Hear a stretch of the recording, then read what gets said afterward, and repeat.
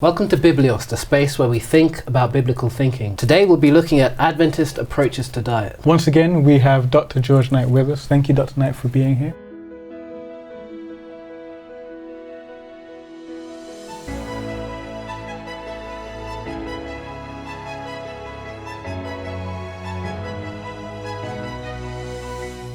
In Leviticus 11, you get a lot of laws about what people can and can't eat. Speak to the children of Israel, saying, "These are the animals which you may eat among all the animals that are on the earth. Among the animals, whatever divides the hoof, having cloven hooves, and chewing the cud, that you may eat. Nevertheless, that you shall not eat among those that chew the cud, or that those have cloven hooves. The camel, because it chews the cud, but it does not have cloven hooves, is unclean to you. And the swine, though it divides the hoof, having cloven hooves, yet it does not chew the cud, it is unclean to you. Their flesh you shall not eat, and their carcasses you shall not touch. They are unclean to you." Now, as Adventists today, we follow these food laws in Leviticus. And I'm just wondering, have they always been important to us as Adventists? Absolutely not. Oh. In 1850, James Wright wrote, "This problem was settled once and forever in Acts the 10th chapter. When the sheet came down from heaven, God told Peter, 'Eat.'" So James White actually used an argument which lots of non-Adventists now use to Adventists. Oh, definitely. He had it tied down and he used stronger words than they'd used. Oh, wow.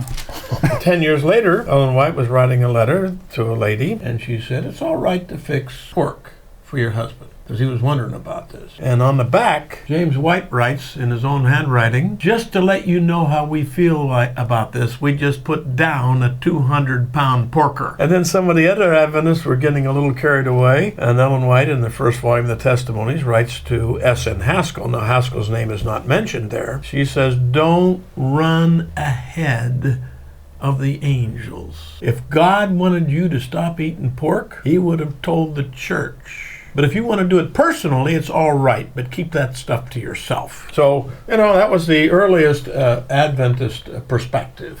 So there were some differences of opinion. Well, there was some differences of opinion, but the leadership of the church, which by that time was turning out to be James and Ellen White, Joseph Bates was a health reformer from the beginning. He was a vegetarian. The rest of them, man, they all loved their hogs and, everything else that moved and wiggled. That was a part of their culture.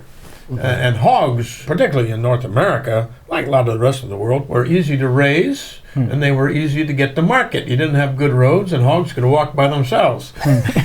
So hog eating was a big thing. So what was it that changed? Primarily, they began to focus in on Leviticus 11 and the parallel passage in Deuteronomy because science was beginning to discover a little worm from undercooked pig called trigonosis. It's hard to believe that they hadn't discovered it before, but maybe it was advances in microscopy. I don't know what it was. But suddenly trigonosis became a headline sort of thing. This can kill people. And the early Adventists, at that point, began to say we shouldn't eat pigs. They didn't do anything else with Leviticus, just pigs. We shouldn't eat pigs because it's unhealthy. But seafood was still okay. Lobster. Well, I can show you where they were having oyster parties after evangelistic meetings clear up into the 90s. We ate everything in my house. If it moved, we ate it. I even got a raccoon one day. I was skinning that thing and I was going to eat that thing too much like a dog. But I used to eat snails, the big sea snails. And you name it, we ate it. Frogs, but an oyster. In my pre-Christian days, would not eat an oyster. Because if you look at an oyster, it's got that big black bag in there. You take the bag out, you got nothing left. You know what that is? That's the intestines. Yeah, with everything in them. Oh, that makes it really good. Yeah, they were eating oysters. And they will be clear up until the 1890s. In fact, about 82, 83, I can't remember when it is, Ellen White writes a list for her son Willie to buy some groceries. And she says, "I want you to get me a smoked fish." And the last ones were stale. "And get some good oysters." And that wasn't for her cat. You don't lie to your grocery list, okay? No. So when Adventists are first looking at this, they're looking at it only in terms of pork. And the first reason was it was unhealthy. And Ellen White actually never went beyond that. We have to recognize that Adventist understanding is progressive. First, we got our doctrine. You have to believe something. And then we had a mission to go with the doctrine, so we had to organize. The General Conference was finally formed in May of 1863. The next month, she had her health reform vision. And then the focus of Adventism became on how can we live better. That included education, included health reform, included a lot of things. Ellen White herself never moved beyond the Levitical issues as being issues of health. Dudley Canwright and others by 1865 were beginning to say it's a sin to eat these things. Ellen White never went that far, but some of the Adventist preachers did. Gradually, very gradually, they began to expand the Leviticus thing out further and further and further until probably sometime in the 1890s. Oysters were included in the list of bad things to eat. I just looked at the things and I knew they were bad. And now we know about the hogs, not only the trichinosis, but worse yet, the cholesterol issue. When I was raised up, we never ate really particularly well, but we always had a can of hog fat right next to the stove. And in the morning I'd get up and throw that on a skillet and dip white bread in it. That was good, you know. Not good for you, though. About the 1950s, science began to catch up with cholesterol and what it does to your arteries and everything else. And we realized that there was a reason for the Levitical rules. But probably the best reason really does not come out of Leviticus or Deuteronomy. We don't follow most of the stuff there. The best one comes out of Noah in the Genesis flood. The distinction between clean and unclean came before there was ever a Jew. Remember how many pairs of what Genesis calls the clean animals were taken into the ark? 7. 7 pairs of each. When it came to the unclean, how many were there? 2. 1. Well, 1 pair, yeah. Because they weren't supposed to eat them. If they would have ate the male or the female, there wouldn't have been nothing left to, This is for mankind, humankind in general. The best grounding for the clean and unclean is actually found in the book of Genesis in the experience of Noah. And that's where human beings were first given permission to eat flesh food. We were created as vegetarians. But after the flood, the vegetables aren't around yet, and you got these 7 pairs of clean animals, and they're starting to look mighty good.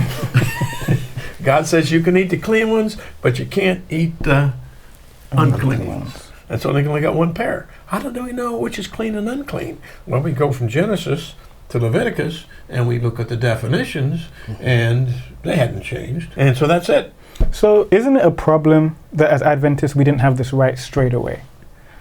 We didn't have much straight right away.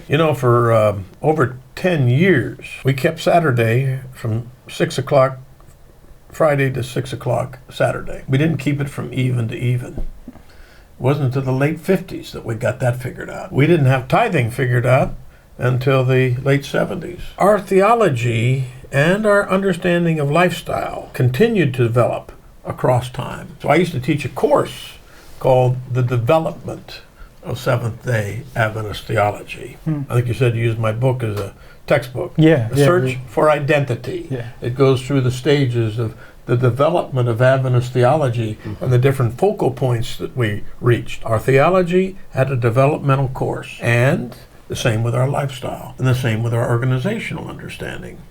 And we're still in the process of understanding some of those things. Some people might be uncomfortable with the idea that the position changed. How do we account for that? Because surely when you open Leviticus 11, it seems quite clear that some things are to be eaten, some things are not to be eaten. Well, there are other passages. Try Mark 7. Jesus said all things are clean. Yeah. But you've got to recognize, for the Jew, it was not a health issue. It was ceremonially unclean. Okay?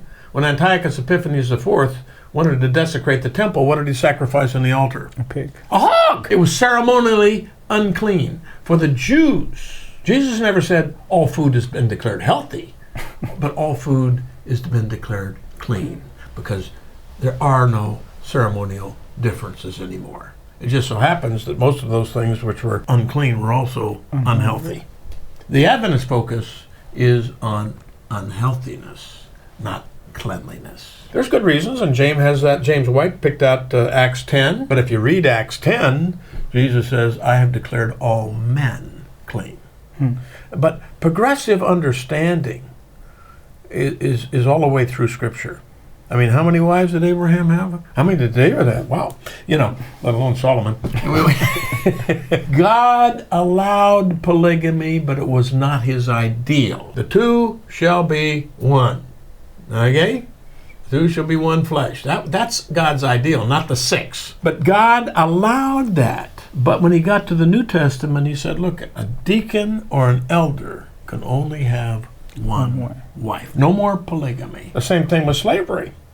There are texts that says, obey your master. It took us a long time to work out from that. I mean, America fought a bloody civil war that took more lives than World War I, World War II, and American losses, and all our wars put together just to get rid of slavery. You got to recognize how much things have changed and how much the Bible has been at the core of this. A Jew in the morning, a Jewish male, they're the only ones that counted. Read the genealogies. A Jewish male got up every morning and prayed two things. The Shema, Deuteronomy 6, and I thank God that I'm not a Gentile, not a slave, and not a woman. And when Paul gets to Galatians 3:28, and he's teaching that all people are saved by faith, or by grace through faith in Christ, he says, therefore, there's now no more Jew and Gentile, no more slave and free, no more male and female. You're all equal. The most radical things that have ever been said. This is progressive revelation. First, God had to work out the Jew and Gentile thing. That takes place in the New Testament. Then we got rid of the slavery issue. God allowed it, but it wasn't his ideal. God is always trying to bring us to his ideal. And now we're still fighting the equality of women issue. We're not finished with Paul's statement in Galatians 3:28 yet. Gradually, and you see, and these people, they all have texts that they can argue against these things. They got them for slavery, they had them for polygamy, they got them for against women, don't let a woman speak in church. Well, oh boy, that makes Ellen White interesting. But God is leading his church toward his ideal, and he's doing the same thing in health. And we got to remember, the issue is not whether these things are clean or unclean.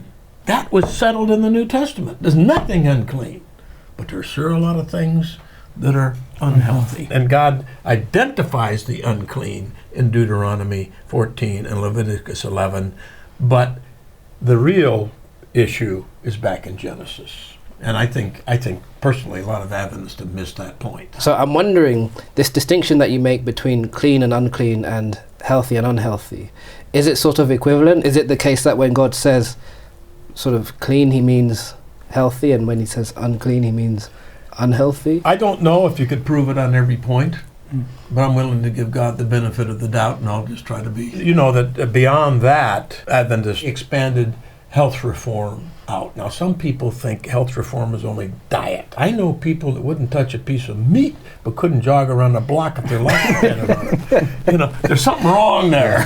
They focused on 1/8 of the health thing.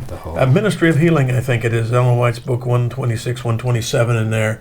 8 things about health: rest, sunlight, trust in God, and diet is one of those. Plenty of good fresh water. I'm a freshwater nut. My wife is as well. And anyway, health reform is a very broad-based thing. It is no accident that study after study has shown that Adventists who are faithful health reformers live, on the average, 10 years longer than others. And at the end of their lives, they're a whole lot, better off. Yeah. I used to say when I was 60 that I'm in better health than I was when I was 20. I try to create a well-balanced life. I'm 76 now. I take a look at some people who are 76 and say, wow, what happened to them?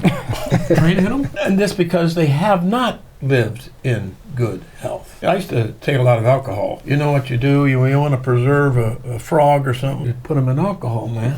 You know what that does to your system?